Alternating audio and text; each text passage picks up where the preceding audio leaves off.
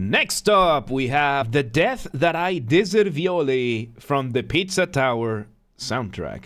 Once again, everybody, this is a Basterd's LFA, a layman-friendly analysis. I'm a professionally trained musician and composer, and my objective here is to explain things in a way so that you don't have to be one to understand what is happening here, musically. So if you like the sound of that, make sure you're following the channel, subscribe to the channel, whatever term you want to use. Like the video, share the video, leave a comment, turn on notifications, become a member. Once again, everybody, members get early access, artists. I want to collaborate with everybody, provide guitars or Mongolian throat singing, you know, go kind of thing. I have a whole spiel for that at the end of the video, so go ahead and stick around for that. Other than that, let's have these disclaimers showing on your screen right now, so pause the video if you want to read them in full. Otherwise, let's go ahead and do this. The Death That I Deservioli. Let's go.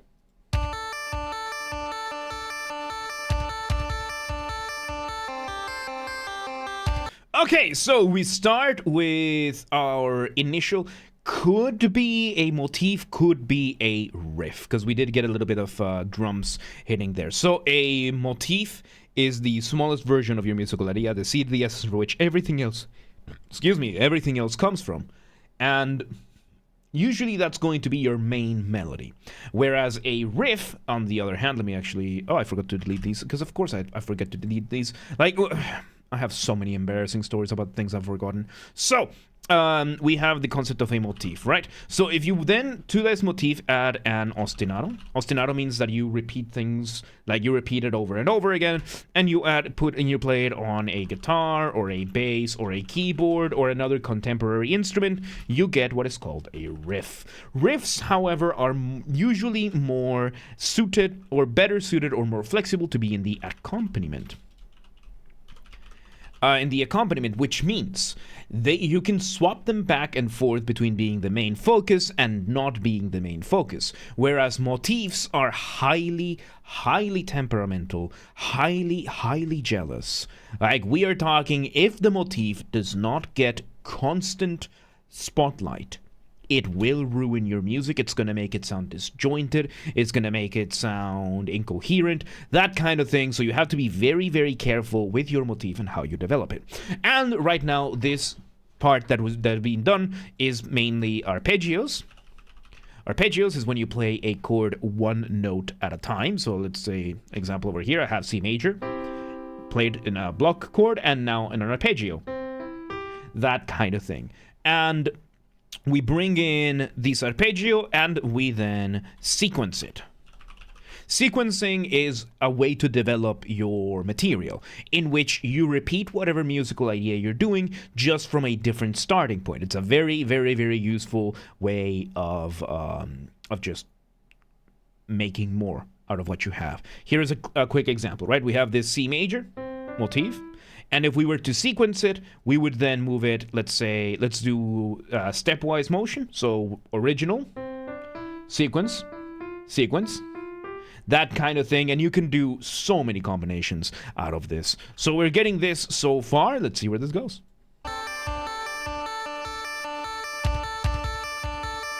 Go ahead, Candy, go ahead. All right, we add the snare to this, we repeat, and we are slowly speeding up. We are turning up the tempo.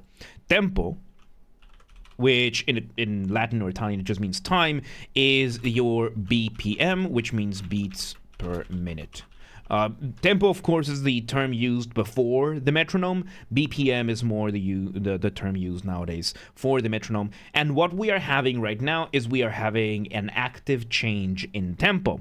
And we're having, more importantly, a gradual change in tempo. These are difficult to figure out, and they can be tricky to do. But if you get them right, they are very, very satisfying. Let's see where this goes. Slowly. Ooh. Quick moment where like the cymbals come in, we fade it down, then back in. So yeah, it turns out this is our motif. We bring in, and by the way, now that this is sped up, this is called reduction. We have now reduced the motif. Usually you don't see the gradual change, which is a very, very cool thing that happens over here, that you actually see the gradual change. Usually it's something that you just hear in a different version of the motif. This time, we are having two versions of the motif, and it's just the same version sped up. Absolutely wild. We bring in a guitar giving us some accompaniment chords. Let's see where it goes.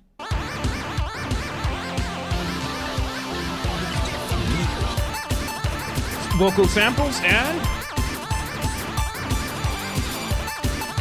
and we bring a melody high above, giving us a little bit of extra contrast, which I think the melody might be the high points, the high and low points of the arpeggio. So when you're making an arpeggio, and especially in this one, we are having this kind of shape, right? We're having this kind of shape, and I think we're having something like this. Oh!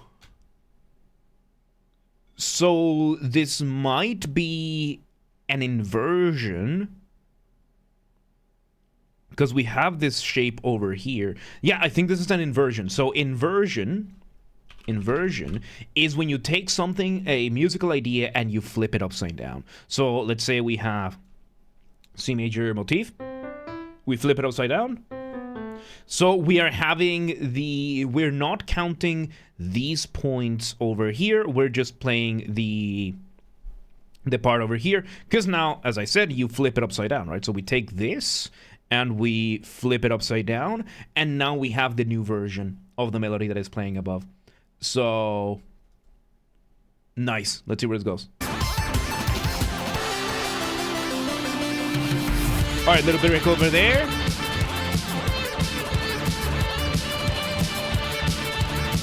Now we bring a guitar. We have a doubling going on over here, because there's two. I think there's one guitar here. There's another one doing the same thing. Let me hear a bit more. No, we're bringing in what is called a lead guitar. Lead, of course, being the leader. So we're bringing in a lead guitar, giving us its rendition of the melody. A bit level, but instead of going to the finish, you're going out win for the second lap in the entire level, but it's sudden death. I've never played any game, so yeah, we have the lead guitar coming in, giving us its version of the melody. This is a surprisingly faithful ensemble for a good an old school rock band. Because old school rock bands would have a lead guitar, a rhythm guitar, keyboard, drums, keyboard sometimes, drums and vocals. So keyboards would be optional. Not all rock bands would have that, and of course bass. Bass and vocals. So this is usually your stereotypical rock band ensemble since like late 60s. So very nice. Let's see where it goes.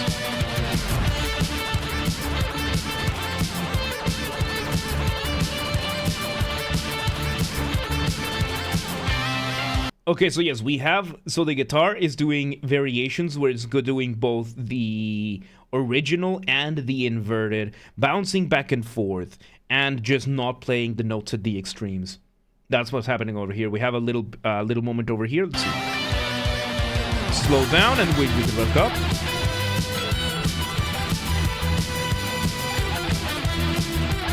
And we have a moment of modulation. Modulation is when you change from one set of chords to another. When you have music, you have three elements: melody, harmony, rhythm. So melody is your individual horizontal lines of music, rhythm is your use of time, and harmony is by far the most complex. Harmony is what chords you use, what scales you use, what chords you get out of your scales, what scales you get out of your chords, the relationship between them, the relationship between your sets, all that kind of stuff. So it really it has so many layers of extrapolation that you can make out of it that it's insane, right? And with harmony, usually each set of chords is called a key signature. And a key signature is going to be whatever scale you have, you get your chords out of that scale. So for example, let's say the key of C major, C, D, E. A and B. So out of C major, you can make a certain number of combinations of chords just using these 7 notes. And depending on where you are, you're going to have different relationship between the chords, but then there are going to be other key signatures that are going to have different notes. For example, there is the key of, let's say, A major, A, B, C sharp, D, E, F sharp, and G sharp, and then back to A. So in this case, we have 3 notes that are different: C sharp, F sharp, and G sharp, as opposed to C having C, F, and G. So the concept of modulation is when you change from one set to another. By the way, this is what, let me bring the keyboard over here. This is what C major sounds like. This is what C major would sound like. A major. No. So these, structurally, they sound the same. They're just different places, and they're going to have different chord structures. They're going to have different sets of chords, all that kind of stuff. And the concept of modulation is when you change from one set of chords from one scale to another scale over here. Usually, the ideal way is with what is called common chord modulation, which is you find whatever common denominators you can find in these, and then you work your way around it. However, what would just happen is called a direct modulation, which just means we're playing, and then we just immediately switch over. We're now in A major. So we were in C major. Nice.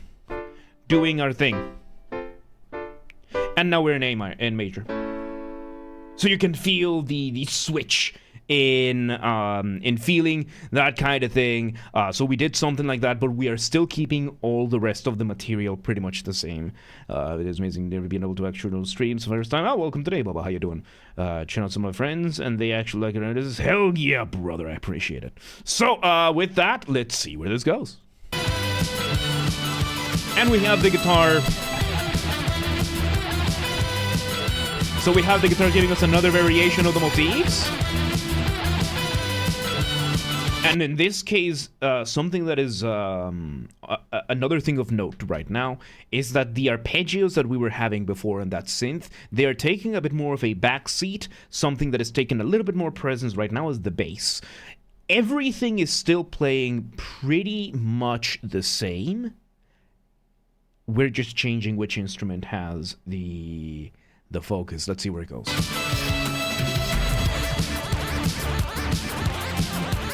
There we go. We bring back the original. Synth giving us a little bit over there. There's the guitar. Second synth giving us its inverted version. Nice. There's the guitar. We had a moment of the guitar and the synth doing what is called a doubling. Doubling is when you have more than one instrument doing the same thing at the same time. Let's see where this goes.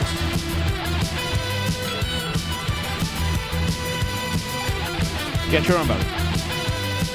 Welcome today, Roy. How you doing? We have the guitar. And now we're having both the guitar and the synth doing the same melody at the same time. Nice. Let's see where it goes. Very good. We'll see. We'll see.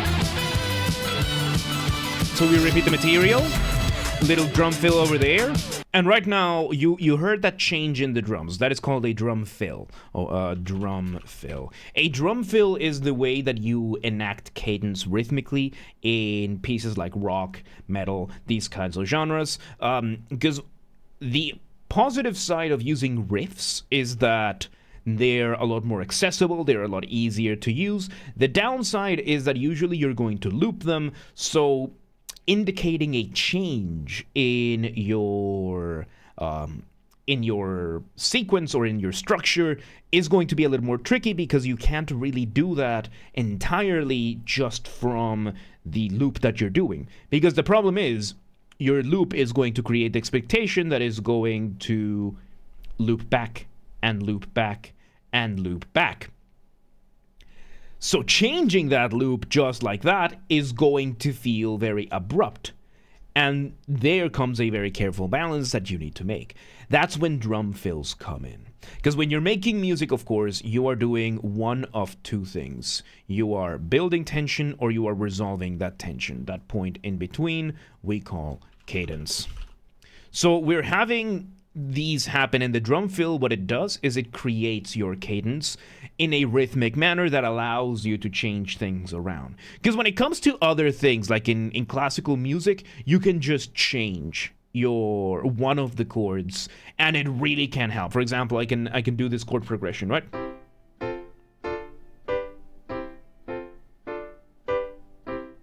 And I can just loop it. And when I want to change it, I put one extra note, and now I can move it to somewhere else.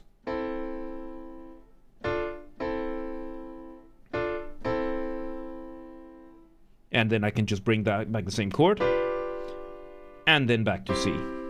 So you can feel how I can create that kind of cadence, which is not as easy to do when you're dealing with riffs. Because when you're dealing with riffs, anything else that you add on top, it risks the audience feeling it as foreign.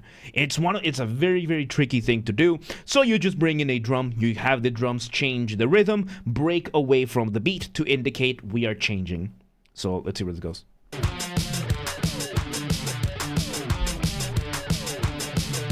New version, new variation of the riff.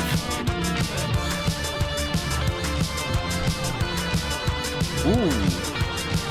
Okay, so we bring back the original arpeggio, still reduced and everything, but now we are having up above what I'm going to call the flying melody. We have brought in a flying melody, of course, being a colloquial term that I use, colloquial, of course, meaning that there's no official academic definition for this, or at least I'm not using it for the sake of simplicity. And a flying melody is exactly what is happening over here. We have a very nice, busy drums, bass, chords, and higher up above, we're having a melody slower, simpler than everything else, just flying, soaring above the landscape that is being made. Pretty simple, straightforward. There are two more examples that I always give. One of them being the song Roxanne from the musical Moulin Rouge, and the other one being Good to Be King from Journey to Bethlehem. These two are really, really good. Roxanne by Moulin Rouge, there's a movie version of this where Ewan McGregor is the lead. His part is the flying melody during the climax of the song. You can't miss it. Good to Be King, sung by Antonio Banderas. His part is the flying melody is during the chorus, and you can really, really tell when it's a flying melody when you feel that sense of just flying above everything else. And we're having something like that going over here, and of course we're having the rhythm guitar doing a slightly more complex rhythm than before, along with the bass and the drums. Let's see where it goes.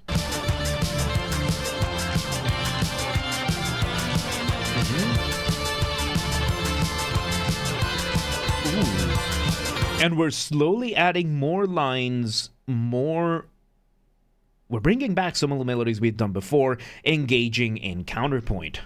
Counterpoint, which just means point against point, is the study of melodies, usually how they develop, how they interact with one another under the context of having multiple melodies at the same time.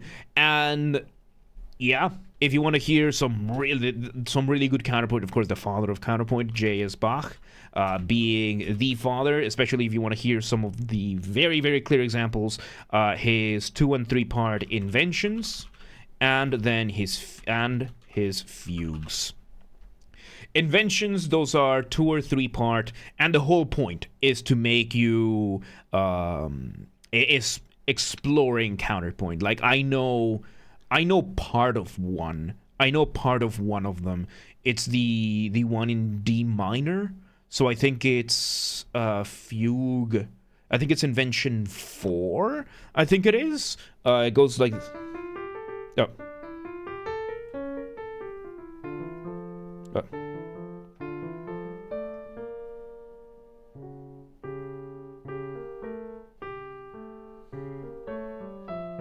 haven't played this one in a while. But yeah, it's basically just pure counterpoint where you're bringing in, so what?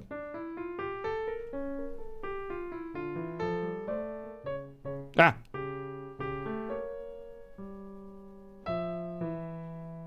And then it starts again. So yeah, no, I'm not a keyboard player. I just wanted to learn that one because it's my favorite, and I can't play it playing like this. So yeah, Inventions and Fugues by Bach, and right now we are having something like that to a less academic point, where we're just putting more and more layers back into the into the track, kind of overwhelming the sound. Let's see where it goes. Welcome back, folks, and welcome back, Mochi. Okay, now we take away the top layers. How are you gonna end this? Drums change a little bit. One less cadence. And there you go. Without hitting the drums one last time, we do one last loop of them and we finish them right there. We just let it echo out. And there you go. Man, that was fun. There you go. That was The Death That I Deservioli from the Pizza Tower soundtrack. Once again, everybody, this has been a Basterd's LFA, a layman-friendly analysis. I'm a professionally trained musician, a composer, and my objective here has been to explain things in a way so that you don't have to be one to understand what's happened here musically. So, if you're watching this on the YouTube video archive thing, thank you for watching. Make sure you're following the channel, subscribe to the channel, whatever term you want to use. Like the video, share the video, leave a comment, turn on notifications, become a member. Once again, everybody, if we somehow hit 10,000 subscribers on YouTube before Christmas of 2025, which is still a possibility, it's not very likely, but it is a possibility. I have faith. If we hit that mark, I will take a single fan fiction of the choice of the community, and I will fully produce, record, and voice act an audiobook for it. We have a member who offered to do a Discord Nitro giveaway. We might do some like game giveaway, stuff like that. If you have other ideas or if you want to contribute to the hype, let me know. We make as much of it happen as we can. This has to be achieved through legitimate and honest means only. No account duping, no botting, no buying followers, no alt accounts, no rat behaviors like that. Instead, go share the videos, the streams with your friends, with your families, with your family's friends, with your friends' families. Those are two distinct concepts, by the way. Your online and offline communities, go share it with everybody. Use the hype function on YouTube. I don't know how it works, but we have a group on the Discord that does, so link down below, go check out with them. And yes, I'm brained.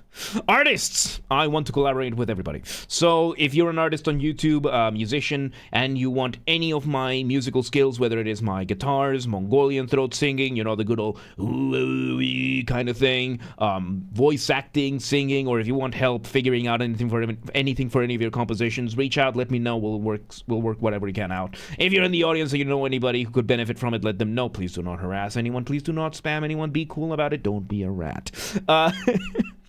Members get early access to the content. I schedule the videos for the week on Saturdays, and if you're a paid member on YouTube, regardless of your tier, you get access to the videos when I schedule them. So become a member today. If you want to listen to this without me interrupting every 3.5 seconds, I will be linking it in the description down below. If you want to request a song and you're not on the live stream, check the pinned comment. It has the instructions on what to do. And if you want to catch the streams when they happen, we aim for Monday through Friday, 6 p.m. Central European Time. If you're not in Europe, do not worry. We have the full up-to-date streaming schedule showing in your local time zone. So, if you live in Rasketimu and you're like, yeah, but what time is 6 p.m. in Hungary? I don't live there. Do not worry. Just go to the Discord or the Twitch, both linked down below, and the schedule will show in your local time zone. And follow the gaming channel. I have a gaming channel because, of course, I have a gaming channel. What else could I possibly have? I'm on YouTube. Games are Basterd. We record the gaming after shows. That's where we put the recordings of the gaming after shows when they happen. I can't speak today. Holy shit. Okay, so they get recorded on the main channel as an after show, and then the recordings go over to the gaming channel. So link down below, or just search on YouTube as the same username as James R. Basterd. Just swap the J for a G, and you got it. And yeah, there you go. The Death That I Deservioli. That was fun. That was fun. Good stuff. But yeah, let's move on.